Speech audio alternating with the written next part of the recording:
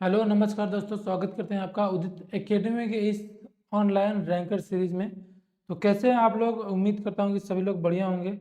चलिए जल्दी जल्दी जुड़िए, बिना समय गवाए हम शुरू करेंगे आज के इस सेशन को। हाँ, पहले जुड़ जाइए आप लोग, सभी लोग।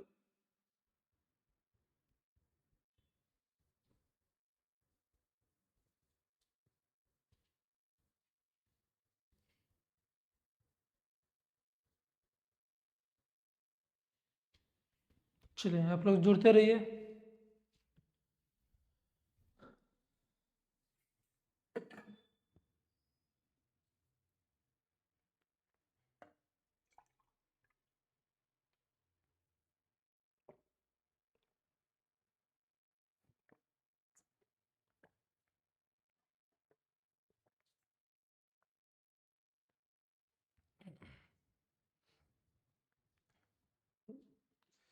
चलिए सभी का स्वागत है।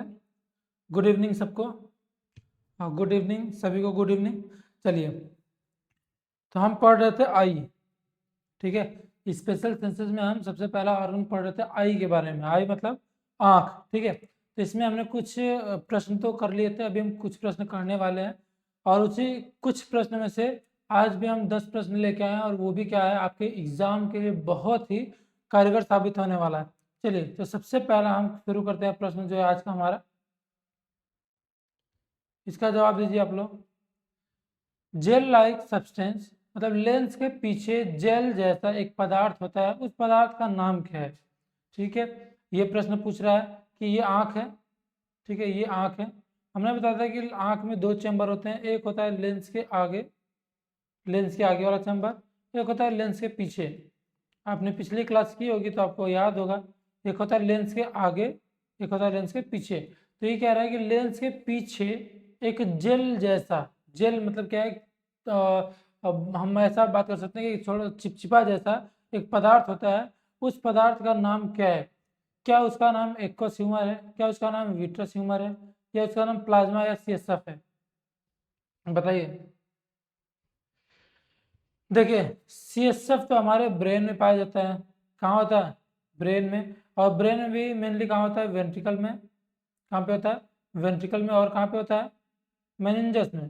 ठीक है, वेंट्रिकल और मेनिंजस में होता है। प्लाज्मा की बात करें तो प्लाज्मा ब्लड का कंटेंट है। प्लाज्मा कहाँ पे होता है? ब्लड में होता है। विट्रस ह्यूमर और एक्वस ह्यूमर, ये दोनों ह्यूमर में कंफ्यूजन है, क्योंकि दोनों ह्यूमर जो होते हैं वो हमारे आँख में होते हैं। अब इन दोनों ह्यूमर में से आगे कौन सा होता है लेंस के, और लेंस के पीछे कौन सा होता है? कौन सा बिल्कुल एकदम लिक्विड होता है और कौन सा जेल जैसा होता है? इसमें अगर आपको कंफ्यूजन है तो वो भी हमने बता रखा आपको, फिर से हम बता देना कि लेंस के आगे, आगे मतलब ए। ठीक है, अगर हम बात करें इसमें इन दोनों में से, तो ए क्या आता है हमारे अल्फाबेट में? सबसे पहला है, यानी सबसे आगे आ रहा है।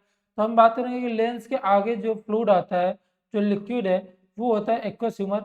लेकिन इसमें पूछा क्या है कि लेंस के पीछे, कहाँ पे? लेंस के पीछे, बिहाइंड द लेंस, लेंस के पीछे एक जेल जैसा यानी कि एक चिपचिपा सा पदार्थ होता है, जिसको हम बोलते हैं विट्रस ह्यूमर। क्या हम बोलते हैं?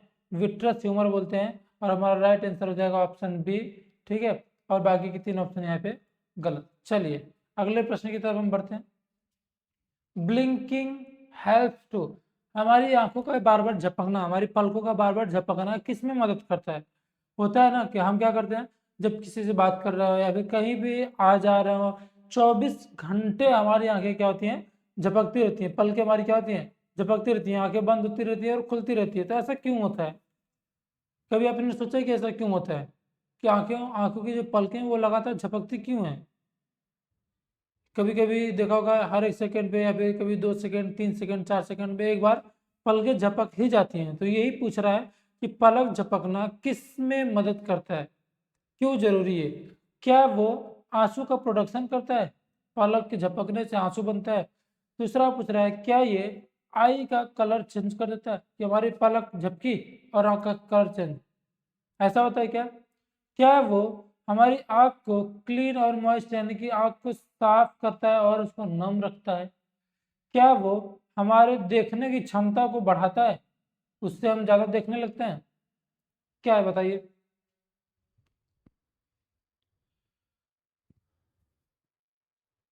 सही जवाब क्या हो जाएगा? चलिए इसको हम एक फोटो से समझ लेते हैं। यहाँ पे आप देख रहे होंगे कि एक महिला है जिसकी ये प्यारी सी आंखें, ठीक है। अब इस महिला की प्यारी सी आंखें के ऊपर यहाँ कॉर्नर में यानी कि इस साइड में आपको एक ग्लैंड दिख रहा होगा, एक ग्रंथि दिख रही होगी, और इस ग्रंथि का नाम होता है लैक्रिमल ग्लैंड। क्या नाम होता है? Lacrimal gland. इस ग्रंथि का नाम लैक्रिमल ग्लैंड। आप इसमें देख रहे होंगे कि छोटी छोटी नलियां जो हैं, इसकी छोटी छोटी नलियां जो हैं वो हमारी आंखों के ऊपर वाले प्लग के अंदर जुड़ी हुई है, यानी कि आंख वाली प्लग जो है उसके अंदर की तरफ क्या हुई है कि आंखों में आगे खुली हुई है, ठीक है। अब उसके बाद क्या है कि नीचे की तरफ देखेंगे तो यहाँ जो है यानी आगे की तरफ से दो नलियां जुड़ी हुई हैं हमारे आंख के अंदर से, और फिर ये नली आगे फाइनली किससे जुड़ी हुई है? हमारे नाक से जुड़ी हुई। देखिए ये पूरा प्रोसेस जो होता है ये हमारे आंसू के ड्रेनेज के लिए होता है। होता क्या एक्चुअली, ये जो हमारा लैक्रिमल ग्लैंड है ये बनाता है आंसू। ये क्या बनाता है? आंसू। अगर कोई पूछे कि आंसू कहाँ से बनता है तो हम बताएंगे लैक्रिमल ग्लैंड से। कहाँ से बनता है? Lacrimal gland. और लैक्रिमल की जगह अगर लिख के आ गया टीयर्स ग्लैंड, टीयर ग्लैंड आ गया, तब भी ये सही उत्तर जाएगा, क्योंकि टीयर का मतलब होता है आंसू, ठीक है। या तो लैक्रिमल ग्लैंड है या तो टीयर ग्लैंड, दोनों का जवाब क्या हो जाएगा कि इसका काम होता है आंसू बनाना। आंसू बनने के बाद ये जो एक्सक्रीटरी डक्ट्स होते हैं ना लैक्रिमल ग्लैंड, डक्ट मतलब नली, और ये नली किसकी है? हमारे लैक्रिमल ग्लैंड की। इस नली से होता हुआ आंसू कहाँ चलाता है? हमारी आंखों में। अब आंसू यहाँ पे आ गया, आंसू जब यहाँ पे आ जाता है यानी हमारा आंखों के ऊपर आ जाता है तो हमारी पलकें झपकती हैं, और उस आंसू को हमारी पूरी आंखों पे क्या करती हैं? पॉलिश कर देती है, मतलब उस आंसू को हमारे पूरी आंखों पे फैला देती हैं। आंसू निकल के आया आंखों पे और पलकें झपकी और उसको पूरी आंख पे फैला दी। अब पूरी आंख पे फैलाने से क्या होगा कि हमारी आंखें जो थी वो नम हो रहती हैं, नम रहती हैं, ड्राई नहीं होती हैं, सूखती नहीं है। और उनको ड्राई न होने देना इसलिए जरूरी है क्योंकि अगर हमारी आंखें ड्राई हो जाएंगी, सूख जाएंगी, तो वहाँ पे इन्फेक्शन हो जाएगा। दूसरी चीज़ ये है कि अगर हमारे आंखें जो है लगातार खुली रहेंगी तो होगा क्या कि बाहर इतना धूल मिट्टी ये सारी चीज़ें जाके इस पर जमेंगी, उसको साफ भी तो करना है। अगर हम उसको साफ नहीं करेंगे तो क्या होगा? हमारी आंखें धीरे धीरे गंदी हो जाएंगी और हमें दिखाई देना कम हो जाएगा। तो पलकें इसलिए झपकती है ताकि वो जो आंसू आ रहा है उसको पूरी आंखों पे ऐसे फैला दे जिससे हमारी आंख साफ भी हो जाए और हमारी आंखें नम भी हो जाए। और नम करना इसलिए जरूरी है कि इन्फेक्शन से बचाना है, ठीक है। अब उसके बाद क्या होगा कि ये आंसू पूरे आंख पे फैल गए, उसके बाद यहाँ से आंसू लगातार निकलता रहेगा, और ये आंसू जो है ये इस नली से होते हुए जो हमारा लैक्रिमल सैक है दोनों ऊपर और नीचे वाला, उससे होते हुए कहाँ पे आता है? हमारे नेजोक्राइमल डक्ट से होते हुए हमारे नाक के पास आ जाता है।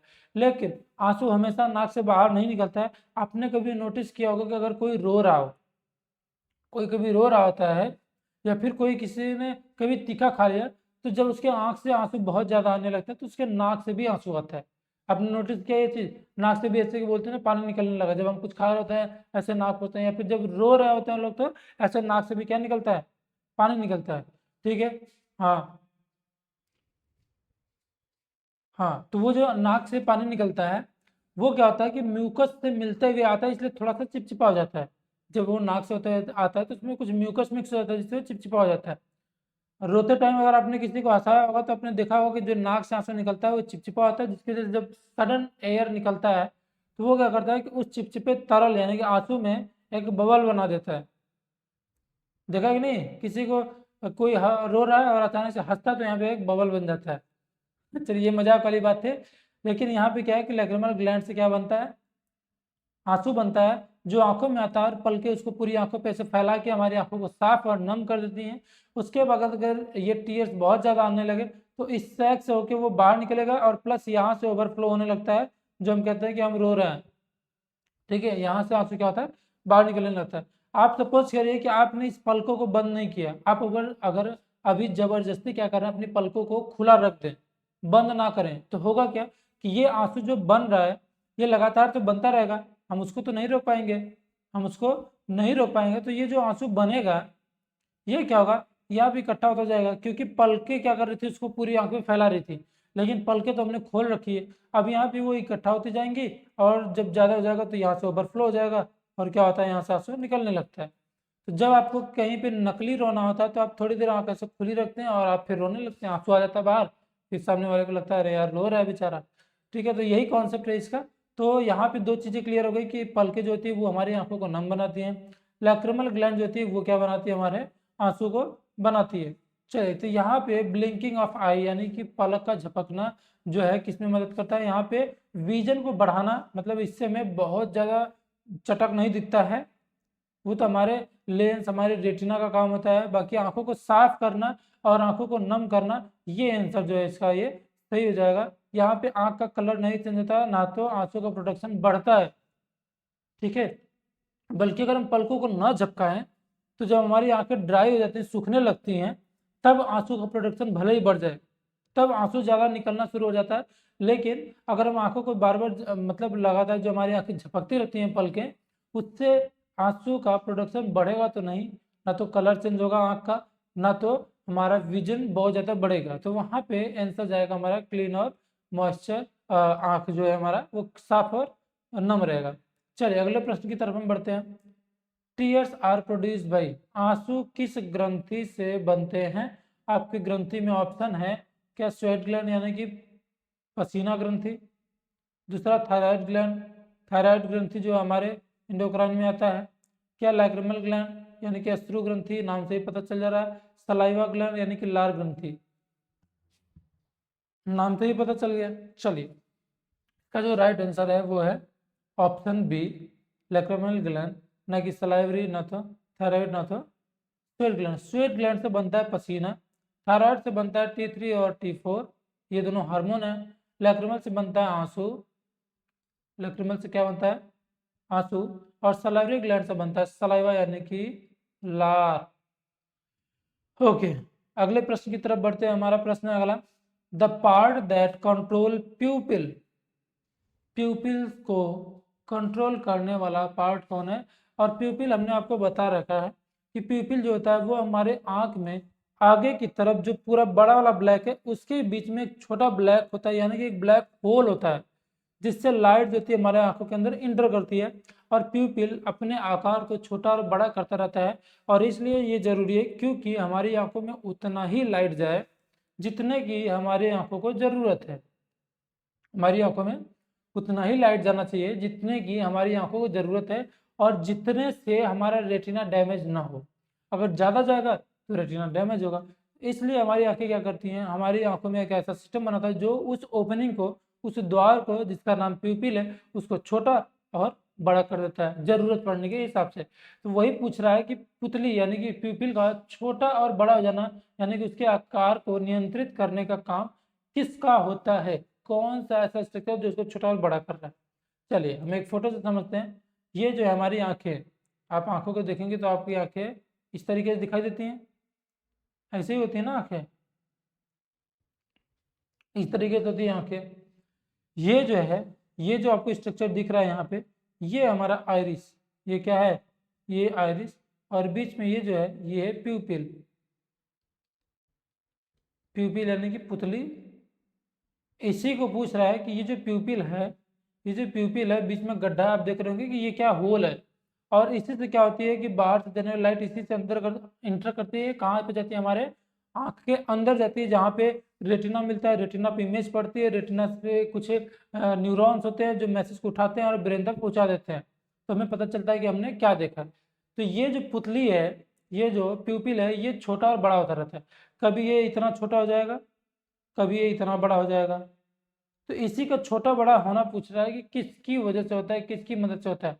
देखिए, प्यूपिल जो है, इस आयरिस के बाद ये बचने वाला गैप है, ये बचने वाला जो गैप है आयरिस से, उसी को हम प्यूपिल नाम दे रहे हैं। तो प्यूपिल जाहिर सी बात है कि किससे कंट्रोल होगा, आयरिस से, ठीक है। अगर आयरिस बड़ा हो जाए साइज में, ये जो ढेर सारे आयरिस आपको दिख रहे हैं, ये जो किनारे किनारे ये आयरिस दिख रहे हैं, ये सब, ये जो आयरिस दिख रहे हैं, ये अगर क्या हो जाए, साइज में बड़े हो जाए, तो जब ये साइज में बड़े होंगे तो ये यहाँ तक पहुँच जाएंगे, यहाँ तक पहुँचेंगे, सब जो आयरिस सब बड़े हो जाए अगर, तो वो यहाँ तक आ जाएंगे। तो जब आयरिस साइज में बड़े हो जाएंगे तो हमें दिख रहा है कि जो प्यूपिल था वो तो छोटा हो गया। आयरिस जब साइज में बड़ा हो जाता है तो प्यूपिल क्या हो जाएगा, छोटा हो जाएगा। वहीं अगर इसी का उल्टा हो जाए कि जो हमारा आयरिस है वो और छोटा हो जाए, यहाँ तक हो जाए, सिकुड़ जाए, आयरिस अगर सिकुड़ जाए तो प्यूपिल क्या हो जाएगा, प्यूपिल यहाँ से देखिए बढ़ जाएगा। तो प्यूपिल को कंट्रोल करने वाला जो स्ट्रक्चर होता है वो होता है आइरिस। कौन होता है? आइरिस होता है। तो यहाँ पे पूछ क्या रहा है कि पुतली के आकार को नियंत्रित करने वाला स्ट्रक्चर, क्या वो स्ट्रक्चर कॉर्निया है, क्या वो लेंस है, क्या वो आइरिस है, या रेटिना है? तो रेटिना तो नहीं है, कॉर्निया भी नहीं है, लेंस भी नहीं है, और राइट आंसर हो जाएगा आइरिस। ठीक है, सही जवाब क्या हो जाएगा? आइरिस। चलिए अगले प्रश्न की तरफ बढ़े। हाँ, अब कुछ बीमारियों की बात हम कर लेते हैं यहाँ पे आंख से related. Near vision affected due to loss of lens flexibility. अब यहाँ पे लेंस फ्लेक्सिबिलिटी क्या है भैया? चलिए, हमने आपको एक बात बताई थी लेंस का काम। ये लेंस है, ये क्या है? लेंस है। ये हमारी कहाँ का लेंस है? आंखों का लेंस है। ये हमने बनाई आंख, ये हमने बनाई क्या? आंख। ये बनाया हमने लेंस। और हमने आपको एक चीज बताई थी कि ये काम करता है फोकस के लिए। फोकस का मतलब ये है कि मान लीजिए इसके सामने कोई भी ऑब्जेक्ट है, यहाँ पे हमने रख दिया एक कुर्सी। ये हमने क्या रख दिया? कुर्सी बना दिया। अब हमें जो कुर्सी देख रहे हैं, यानी कि इसका इमेज जब हमारे लेंस के ऊपर पड़ता है, ये जो इमेज है लेंस के ऊपर पड़ता है, तो लेंस इसको मोड़ता है, और मोड़ के एग्जैक्टली कहाँ पे बनाता है? रेटिना पे। कहाँ पे बना देता है? यहाँ पे रेटिना पे बनाता है। कहाँ बनाता है? रेटिना बनाता है। एग्जैक्टली ये कहाँ बनाता है? रेटिना बनाता है। तो ये काम होता है हमारे लेंस का। लेकिन यही कुर्सी अगर हम और थोड़ा दूर कर दें, यहाँ पे कुर्सी को हम क्या कर रहे हैं? और दूर कर दें यहाँ से हटा के, तो अब क्या होगा कि ये कुर्सी का जो इमेज जाएगा हमारे लेंस में टकराएगा, तो लेंस फिर उसको मोड़ के क्या करेगा? इसी रेटिना पे बनाएगा। लेकिन इस काम के लिए लेंस को क्या होना पड़ेगा? लेंस को चौड़ा होना पड़ेगा। क्या होना पड़ेगा? चौड़ा नहीं, लेंस को पतला होना पड़ेगा। तो लेंस जो है इतना चौड़ा जो दिख रहा था, ये और ज्यादा क्या हो जाएगा? पतला हो जाएगा। ये और ज्यादा क्या हो जाएगा? पतला। तो दूर की जितनी भी दूर की चीजें हम देखते हैं उसके लिए लेंस हमारा और पतला हो जाता है। वही चेयर जो है पहले से भी ज्यादा नजदीक हो जाए, पहले जहां रखी थी उससे भी ज्यादा नजदीक हो जाए, यहाँ पे हो जाए। ठीक है, अब जो चेयर है वो यहाँ पे हो गई, बहुत नजदीक हो गई। तो जब इसका इमेज पड़ेगा तब भी उसका इमेज जो बनेगा कहाँ पे? हमारा रेटिना बनेगा। लेकिन इसके लिए लेंस को होना पड़ेगा बहुत ही मोटा। लेंस को क्या होना पड़ता है? बहुत ही मोटा। तो ये मोटा पतला लेंस का मोटा पतला होना तभी संभव है जब लेंस क्या हो? फ्लेक्सिबल हो। और फ्लेक्सिबल का मतलब होता है कि लेंस का लचीलापन। जब कोई चीज लचीली रहेगी तभी वो मोटी और पतली हो सकती है। तो लेंस का लचीलापन होना जरूरी है, तभी जाके इमेज जो है वो कहाँ पे बनेगा? रेटिना पे।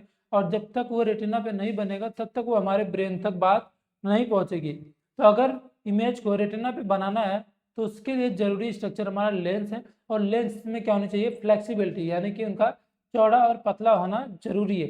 तो यहाँ पे एक प्रॉब्लम हो गई जिसकी वजह से कह रहा है कि लेंस जो है अपनी फ्लेक्सिबिलिटी खो दिया।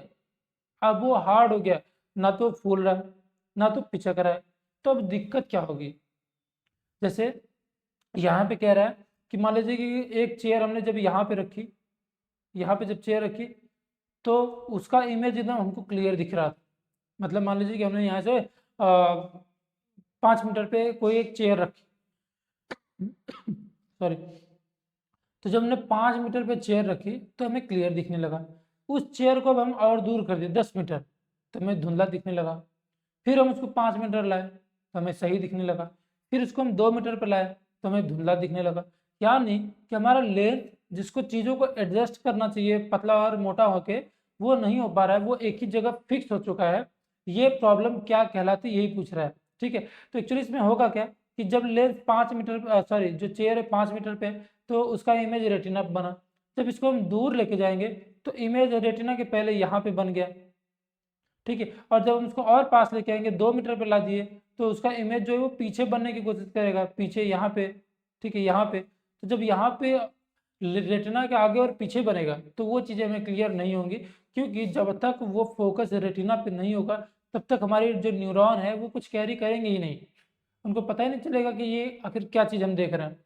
तो ये कंडीशन क्या कहलाती है? जब लेंस का फ्लेक्सिबिलिटी यानी लचीलापन खत्म हो जाए तो वो प्रॉब्लम क्या कहलाती है? यहाँ पे ऑप्शन में दिया आपके, क्या वो प्रॉब्लम मायोपिया कहलाती है, क्या वो हाइपरमेट्रोपिया कहलाती है, क्या वो प्रेस बायोपिया कहलाती है, या फिर एस्टिग्मेटिज्म कहलाती है।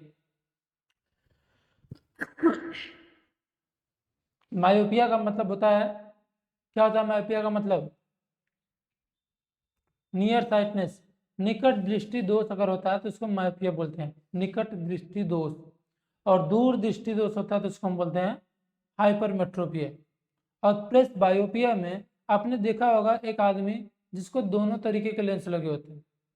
दोनों तरीके का लेंस का मतलब क्या है कि आपने देखा होगा कि उसी में अवतल भी होता है, उत्तल भी नीचे ऐसे लगा होता है, तो वो वाले जो लेंसेज होते हैं वो प्रेस बायोपिया में लगते हैं। और एस्टिग्मेटिज्म, एक बीमारी है एस्टिग्मेटिज्म, इसमें सिलिंड्रिकल लेंस यूज करते हैं। कौन सा लेंस? Cylindrical lens.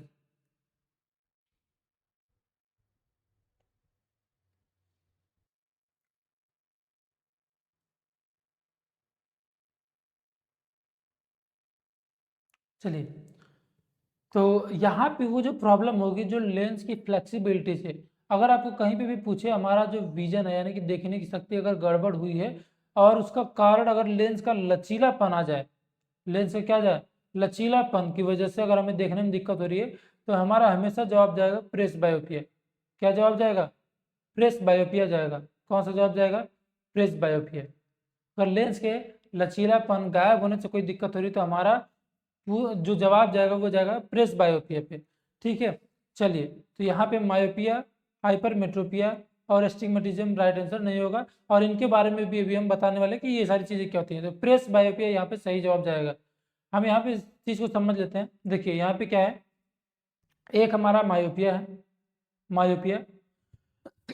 मायोपिया में देखिए कि जो इमेज बन रहा है वो रेटिना के कितना आगे बन रहा है। ठीक है, इसको हम जूम करके दिखा देते हैं थोड़ा।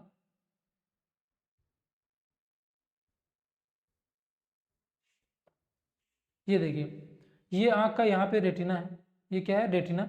इमेज बनना चाहिए यहाँ पे लेकिन बन रहा है यहाँ पे। अगर हमारी आंखों का साइज में चेंजेस कुछ देखने को मिले, जैसे में फॉर एग्जांपल कि अगर हमारी आंखों का जो साइज है वो क्या हो गया है, बड़ा हो गया, जो आंख आई बॉल था वो क्या हो गया है, बड़ा हो गया। तो जब भी आंख का साइज बड़ा होगा तो जो फोटो यहाँ बनी चाहिए थी वो यहाँ बन रही है।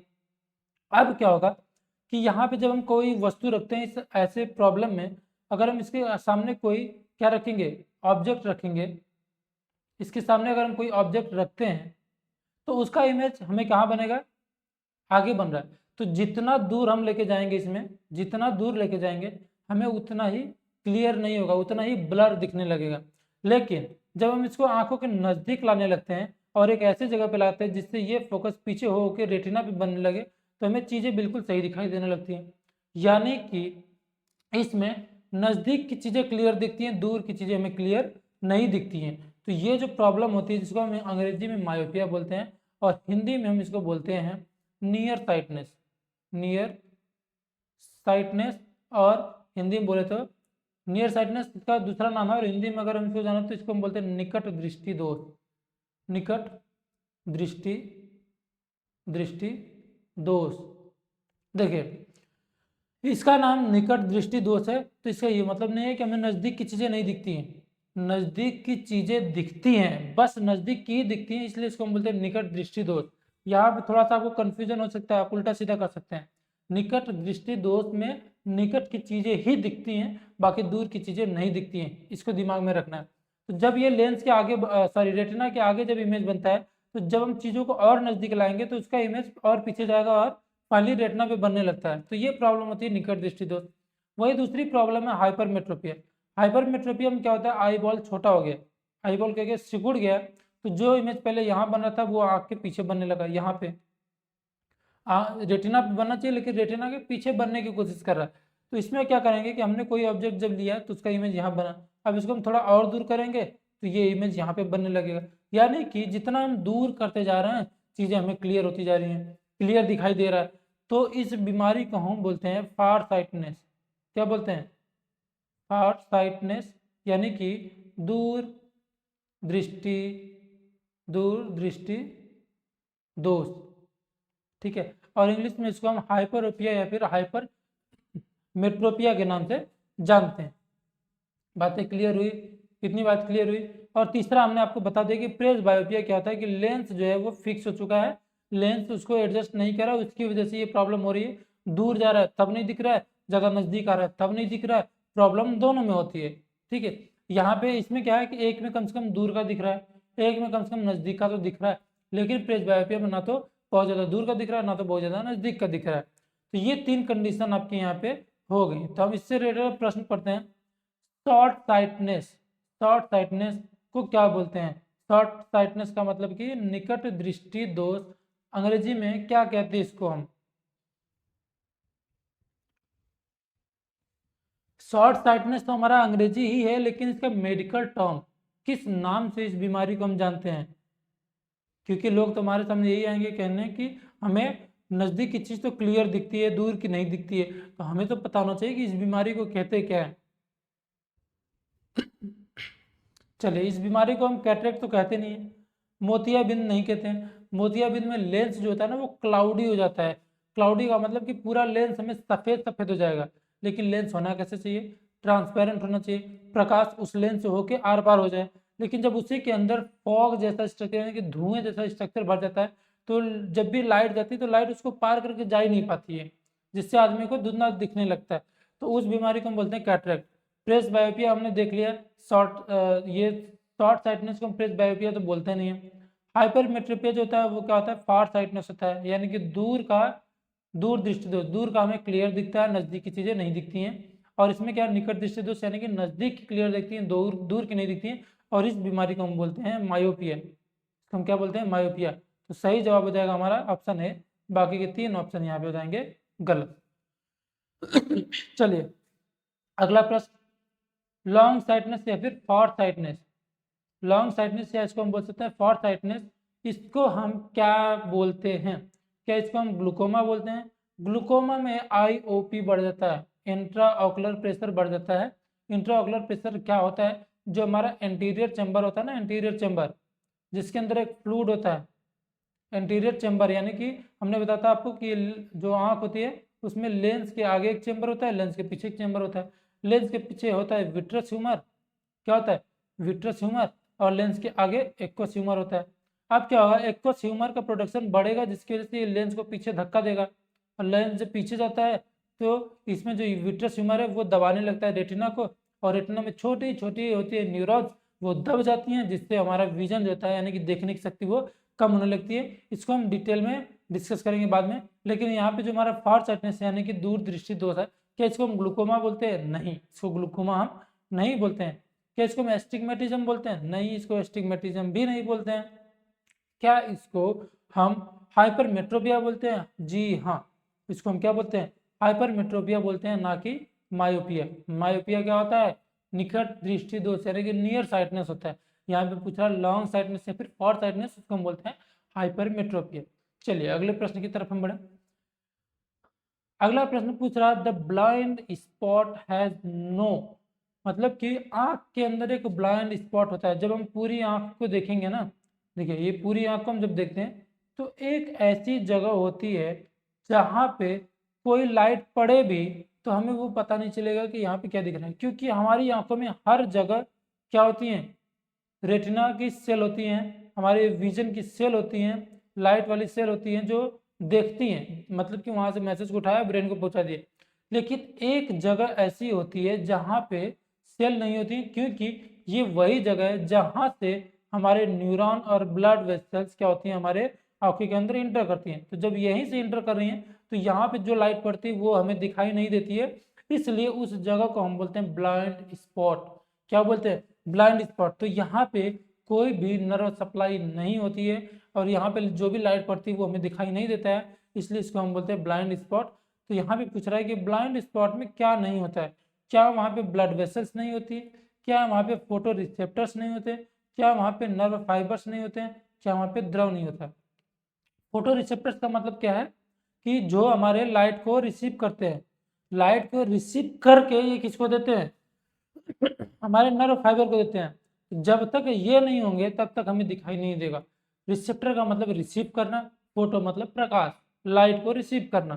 तो यहीं पे फोटो रिसेप्टर एब्सेंट होते हैं, तो हमारा राइट आंसर हो जाएगा कि यहाँ पे फोटो रिसेप्टर जो होते हैं वो नहीं होते हैं, फोटो रिसेप्टर एब्सेंट होते हैं। बाकी ब्लड वेसल्स, नर्व फाइबर्स भी होते हैं, फ्लूइड भी होता है, लेकिन फोटो रिसेप्टर्स नहीं होते हैं। यहाँ पे जो नहीं जो होता है वो तो गलत आंसर हो जाएगा, क्योंकि पूछा है कि क्या नहीं होता है, तो ऑप्शन बी जो है वो नहीं होता है, और इस ये नहीं होगा तो हमें चीजें दिखाई नहीं देंगी। चलिए हम अगले प्रश्न की तरफ बढ़ते हैं। The normal human eye has how many eyelids. अब ये पूछ रहा है कि हमारे आंखों में एक नॉर्मल आदमी की कितनी पलकें होती हैं। तो ये भी कोई पूछने वाली बात है, कितनी पलकें होती हैं बताइए आप गिन के। 1 2 3 4 5 6 10, कितना? क्या 4 होती हैं पलकें? एक ऊपर एक नीचे एक इधर एक इधर, ऐसा है क्या? क्या 3 होती हैं, एक ऊपर हो गया एक नीचे और एक अंदर की तरफ? क्या 2 होती हैं, एक ऊपर और एक नीचे, या फिर एक ही होती है बस ऊपर की तरफ? जो हमारी पलकें बंद होती हैं वो कितनी होती है नंबर में? भैया ये तो सोचने वाली बात ही नहीं है, ये तो 2 ही होती है ना, एक ऊपर और एक नीचे। इसमें इतना क्या दिमाग लगाना, बाकी 3 4 5 8 10 20 तुम कितने दे दो, वो तो राइट आंसर होगा नहीं। ऑप्शन जहाँ पे 2 दिया हो, एक नीचे होती है एक ऊपर होती है, 2 ही पलकें होती हैं हमारी। चलिए अगले प्रश्न की तरफ हम बढ़ते हैं। Night blindness occurs due to deficiency of, किसकी कमी से रतौंधी होती है? आप तो ये आप बताएंगे, बताइए। रतौंधी किसकी बीमारी से होती है, सॉरी किसकी कमी से होती है?